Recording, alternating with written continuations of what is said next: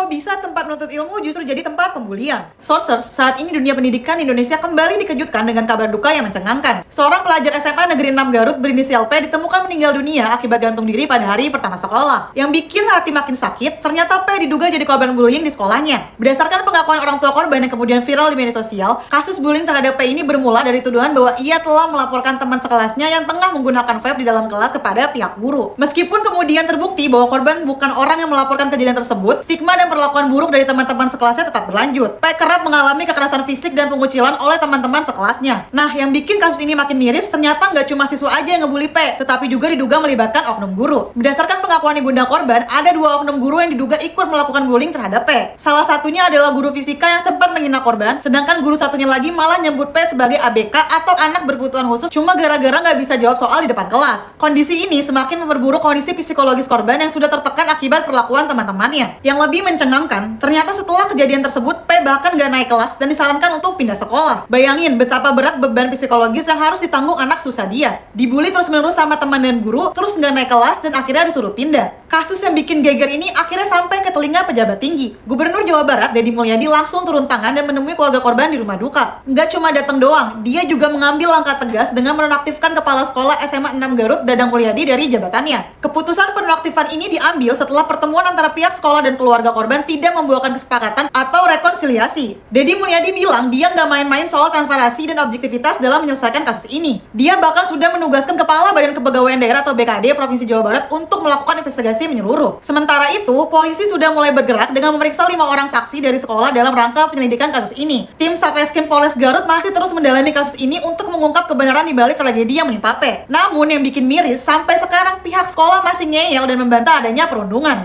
Mereka tetap berpegang pada versi bahwa masalah P lebih terkait dengan performa akademis yang menurun hingga tidak naik kelas. Padahal, bukti-bukti dan kesaksian dari keluarga korban sudah cukup jelas menunjukkan adanya pola bullying yang sistematis. Semoga tragedi ini bisa jadi momentum perbaikan menyeluruh dalam mencegah dan menangani kasus bullying di lingkungan pendidikan.